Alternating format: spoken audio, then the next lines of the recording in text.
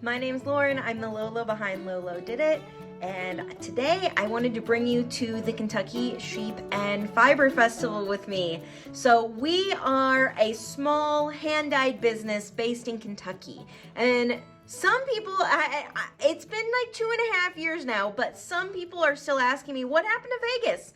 So we moved away from Vegas a few years ago to be closer to family. Both me and my husband are from the eastern side or Midwest of the United States. So we wanted to move back, and that's what we did. So this year and last year, we went to the Kentucky Sheep and Fiber Festival, which was so much fun. We had never done a show before, and this show just really opened our eyes. It was really fun. We have been an online business for a long time, for years, and doing shows never really occurred to us because we've been doing everything online. And doing a show really opened our eyes to that we can actually talk to our customers in person, have fun with them, interact with them, pick colors with them, and that was so much fun. It's like a little tiny weekend of owning a yarn shop and be able to talk to real people. It was so cool. So this year we did it again, and I thought I would share with you some of the things that I bought. So we are a hand-dyed yarn business. Yes, we do dye all sorts of yarn and fiber and things like that, but I am also a knitter and a spinner and a wearer of all of these items, and so I am just as guilty as wanting to go to a show as you guys. I love it. I have so much fun. So I thought I'd share with you some of the stuff that I got at the show. And also, I have a little bit of a giveaway, so stick with me. So, firstly, one of the friends that we made, the very first time we were at the Kentucky Sheep and Fiber Show, was the Fiber Seed. And they're also a small indie dyed business, and they are based out of Ohio. And I just fell in love with them, their personalities. Lindsay and Jordan are just nice people. I mean, when they came up to me to introduce themselves, I was like, hey, you're like regular people. This is fun. And so we've made friends. Since then, we've kept in touch. She has knit a whole bunch of my patterns, which is really cool. It's super flattering when somebody knits your patterns, and that goes for all of you too. It's just so flattering when you use my yarn and knit my patterns. And so another indie dyer is she has bought yarn and she has knit some of my patterns. So it's just so flattering, and I love it, and I'm very thankful for them. So I wanted to share with you what I got from their booth. She is now carrying merino fiber, which I don't think that she's actually a spinner, or if she is, she doesn't spin regularly. This is 100% American superwash merino. And I thought it was really, really pretty. As soon as I saw this in her booth, I actually went back like 3 times, but she was busy. So I was like, okay, I'll catch her when she's not busy and I'll check out. So this colorway is pollinated, and I cannot wait to spin this. If you've been following me for a while, you know that my guilty pleasure at shows is to buy fiber. For a long time, I didn't dye fiber. Now I do. We do carry limited amount of fiber on our shop, but it's always been my guilty pleasure. I kind of have a large fiber stash. It's slightly ridiculous, and I have 2 spinning wheels. So one of these days on YouTube, I'm going to share with you all of my fiber stuff, but this is pollinated by the Fiber Seed. I love it. I can't wait to spin it. I would love to show this off, and I believe that she has this on her shop. The other fiber that I got is from Apothecary, and she is based, let me actually make sure that I know this. Let's see if she says it on her tags. No, I think she's local though, but I'm not positive, so I don't want to say anything that I don't know. But she has beautiful fiber. That's mostly what she does. She doesn't do a lot of yarn, but the fiber is lovely, and this is a new base. It's fine wool and silk, and it's US grown wool and silk, which is super rare. And so I thought it would be a treat to knit this up. One of my friends gifted me a braid of her fiber like a couple months ago, this US grown wool and silk, and I knew I had to get another braid of it because I think it's so pretty. So the one that she gifted me is like these purples and mauves, which is of course my colors. Like I love purples and mauves. And then this one is those mauves, gray, blue tones, and rust, and I love these two. So I can't help myself. I'm just gonna get all of them. We're just gonna get all of the fiber. So this is really fun, and I can't wait to spin this. So I haven't spun that yarn yet, or that wool yet, the one that she gave me a couple of months ago from Apothecary, but I'll get to it. You know, I might not have all of my stuff spun, but I certainly enjoy collecting all of the things, which I think you guys do too. So to move away from fiber, I wanted to share with you guys a couple of things that I'm actually including in our Advents this year. So I am going to be reintroducing our Advents. They were available in May, April-ish. I put our Advent calendars out. It's been a long time, at least 5 years, maybe 6, since I've done a 24 colorway, 24-day Advent calendar, and this is going to be 24 mini skeins, which is kind of crazy. I've already started dyeing them. They are fantastic. One of the themes is the first Christmas, which is basically nativity based, and I will be putting Bible verses in each opening, which is really cool. It'll walk us through the first Christmas, which I really love. And then the other one, totally opposite theme, is A Very Wednesday Christmas, which is inspired by the Netflix show Wednesday, which is, it doesn't even matter what the story was. I mean, I thought it was fun. It was definitely a fun show. I enjoyed it. But the colors and the architecture and the way that they put costumes together in that show really inspired me for colors. So I started writing out ideas for colorways, and I ended up with like something like 24 colorways and ideas. And I was like, oh yeah, I could do this as an Advent instead of a club or releasing colorways. So that's what I'm going to do. I'm going to do it as an Advent. So I released those in March. We counted all of our mini skeins. I do not sell Advent calendars for yarn that I don't actually have in stock. So I needed to order more mini skeins. They are on their way. So sometime by the end of June or early July, I will be re-releasing the Advent calendars for the remainder of mini skeins that I have. And those are on our Little Low original fingering weight yarn base. So it's fantastic. It's our most popular yarn base. You will love it. The mini skeins are on the heavy side. They're heavily wound. They're 1 ounce or 28 grams. They're not small. So I had an extra room in my budget to add a few goodies for the 25th day opening. So while I was at the Kentucky Sheep and Fiber Festival, I decided that I wanted to seek out people who wanted to be included in the Advent calendar because I would really love some Kentucky makers. So I ran into one of these. Her name is Stephanie, and she is Peanuts and Pine Cones, or peanutsandpinecones.com. And she came to my booth and she was saying, I'm an artist too. This is really cool. Well, she actually like draws really beautiful, precious, and funny. She has a really good sense of humor. So you should check her out. She sells her artwork on her website, and she also goes to shows, but I'm going to include some of her artwork in the Advent calendars, one for each theme. So different, if you order one theme, you're not going to get the same thing in the other theme. So I thought that was really cute. So peanutsandpinecones.com, and some of her artwork will be included in our Advent calendar. And then the other one is Rustic Oak Soaps. They were actually right next to us in the booths at the Kentucky Sheep and Fiber Festival, which was really cool. Brittany is awesome. We had so much fun with them, and they were so helpful. Yeah, the door to go in and out was right by their booth, and they were always accommodating of us bringing in extra totes of yarn and things. It was really nice. They're just kind, nice people.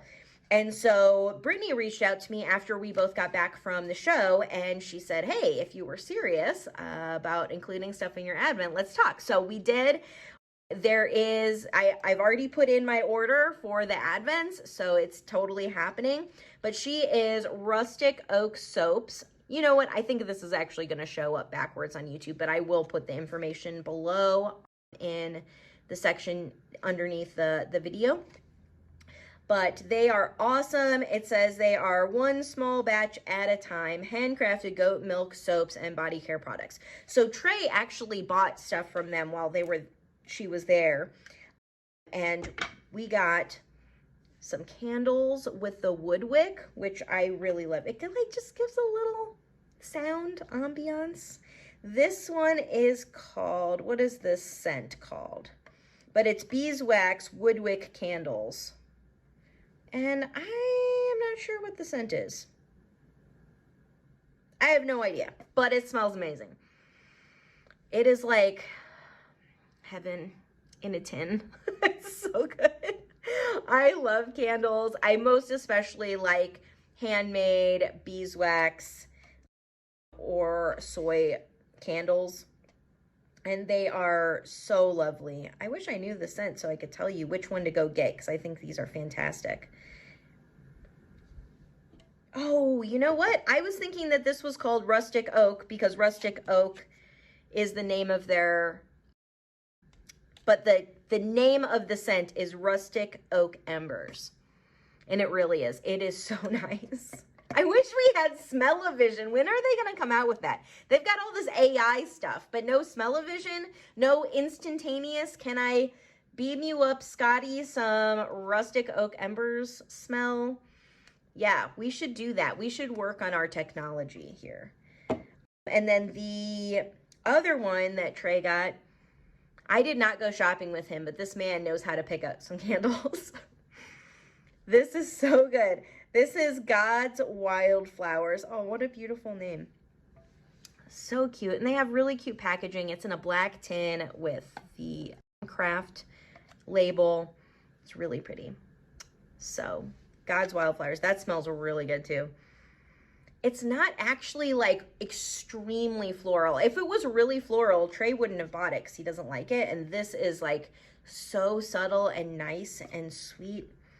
I love that. And then he also got something for his beard. It might be like a lotion, an oil, or a soap, and I can't remember, but he told me that I wasn't allowed to steal it out of the bathroom because I never put anything back. So, which is a good point. But I did, don't tell him, but I did steal the little brush that he bought, which he loves, he's raving about, that he bought from them when he bought the beard supplies. So they have other things too. They also have dish soap, and with the little brush, I thought about buying that. So I might actually get that in the next couple weeks. Maybe you'll see this on a future episode. But anyways, they are rusticoaksoaps.com. And I am going to be including one of their goodies. I'm not going to tell you which one. It's going to be a surprise in the advent calendars.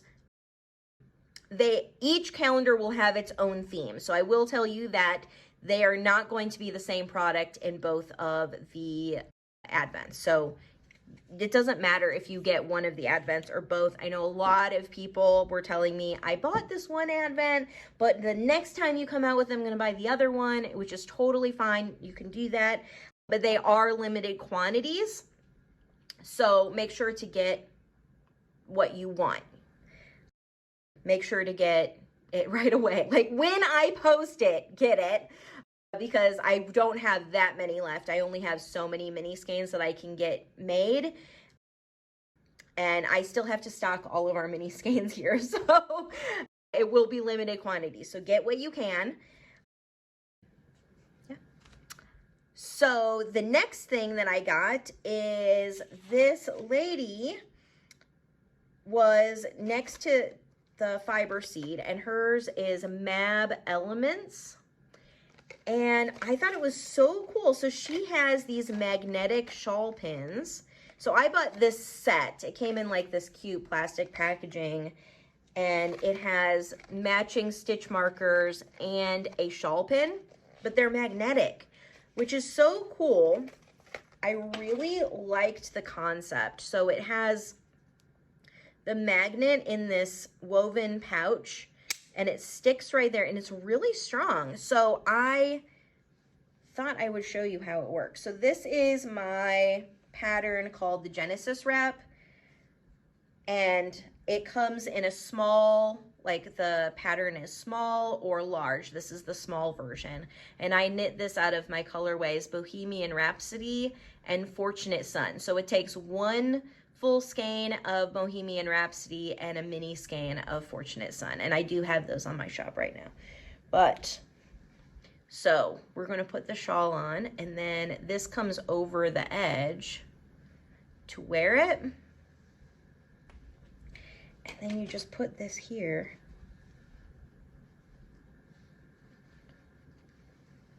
And it totally holds it. Like there is not, I can even put this through my shirt. So if I really wanted a good, like this is the exact position that I want this shawl to stay in, this is connected to my shirt and it's going to stay all day. And I have tried it. I've used it since then. I've walked around. I've done jumping jacks trying to make the shawl fall into the wrong direction, and it just doesn't. And I thought that was so cool. Now I need more of these. There was this really hot pink one. I couldn't decide if I wanted like purples and greens or hot pink. And I got the purples and greens because I thought it would fit more of my, like match more of my shawls. But I kind of want the hot pink one now too. So I love this Mab Elements. And I thought you guys would like this. I have a lot of jewel designs, shawl pins and the buttons and the hardware and all of that stuff. I think I have a couple of shawl pins left on my website, but this is just a different style. You know, there's a lot of different styles. I like all of them. I use pins, I use the buttons, I use the hardware, I use the big round ones, the wooden ones with the sticks. I've used all of them. This is just one other style that I've never tried before. I thought it was super unique and I really loved it. So thought I should share. Now, it was really generous of her. In the bag that she gave, she put my order in there with, you know, my receipt and all that. But in the bag, she also gave me an extra stitch marker, which I didn't even realize it when I bought it.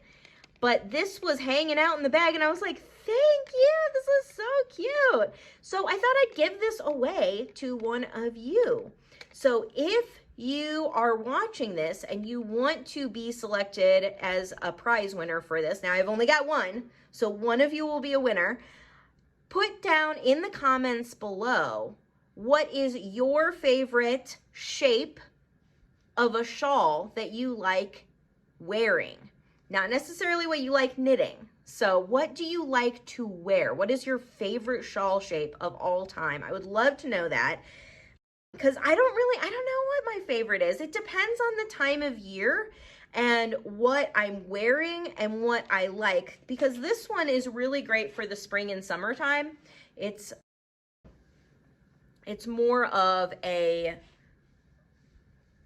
a elongated triangle is what it is. So I really like this shape in the spring and summer, which is why I like the small size of the Genesis wrap pattern.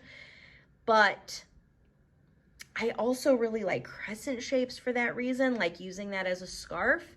But I would say that my most worn shawls, the ones that I wear all the time, are my large triangle shawls, my triangle shaped shawls. Like my patterns Point Me Home and Strands of Time are probably my most worn shawls that I own, and I have a million. Like I have an entire cedar chest full of just shawls, and then I have like huge cedar containers for sweaters and such. So like I have a lot of shawls and I do wear them often.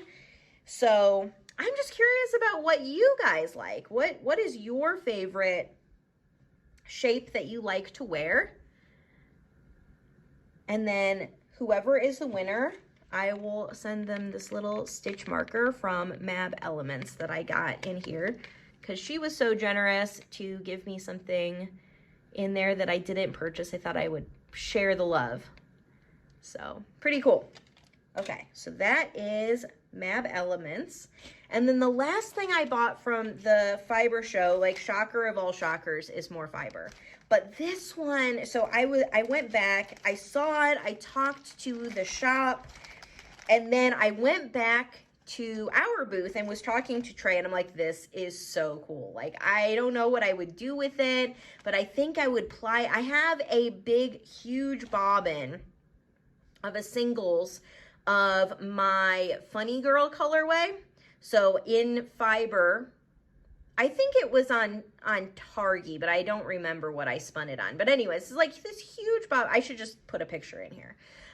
This huge bobbin of Funny Girl of my colorway that I spun up, and then I keep on trying to figure out, like, do I want to chain ply that?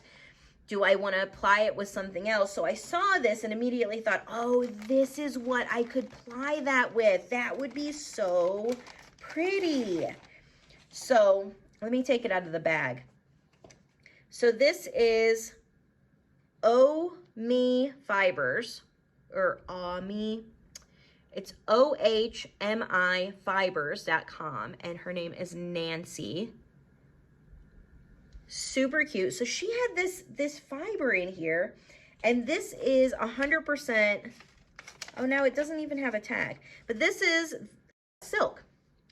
So, and it's little tiny. So I was just gonna buy one, but I was talking to my husband, so he went right back to that booth. He's like, I'm gonna take a break. I'm gonna go, walk around a minute. And then he goes and buys it. So, but he bought me 3. Now, 2 of them don't match, but I think that's okay. I think I'm just gonna blend it in there anyways. But these are silk with these colorful little neps of different colors, and I thought that would be perfect with this bottom. And I really wish that I had brought that down here. I don't know why I didn't. But I thought that was so cute. Like, what a great idea and a great way. So I thought I would pull this apart and like alternate between this color and do like some really long stripes and spin this out and then ply it with that Funny Girl that I have. So that's my plan for this one. I actually think I'm gonna put this on the spinning wheel next so that I can get that bobbin out of here and finished into yarn. So this is probably my next project, and I was so excited about it. I have never seen this. Now, I probably don't get out much. Like, I don't really go to yarn shops hardly anymore unless we're traveling, and really I haven't been traveling since 2020. So I haven't done a lot of traveling, and we own a farm. Like, now, can I travel? No, I have sheep to take care of. So I haven't been doing a lot of that. So maybe I would have seen this before in a yarn shop or going to a spinning class or something, but I have to honestly say I've never seen this in real life. I've only seen it online. I didn't know what it felt like, but it's so soft and lovely. So I really wanted to try this out. I have no idea what the experience of spinning this will be, so I'll definitely share that when I get to spinning this. But I thought it would be fun, because even if it turns out to be not, like, let's say I can't draft it evenly and it turns out to be bumbly, I think it would be really, really pretty shawl or cowl anyways, which is what I mostly wear in the wintertime, are shawls and cowls.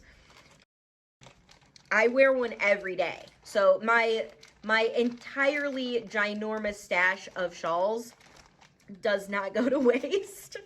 I am definitely a wearer of those. So I'm really excited to spin this and create something that I spun. I haven't done that. All of the spins that I've done so far are either in my stash, I've used them for toys, or I've given away those scans, so as gifts. So I've never really like made a shawl for myself or a cowl or anything, something that I would probably use. I'm not necessarily a hat wearer. All of my hats that I make are for my husband because he is a hat freak. That's what he does. He wants me to knit him all the hats all the time. So yeah, so that's it for the Kentucky Sheep and Fiber Festival. And that's it for today. So please put your comments below if you would like to win this stitch marker by Mab Elements of what your favorite shawl shape is to wear. I'd love to know that. Give all of these beautiful makers a follow, and I can't wait to see you next time. Thank you all so much.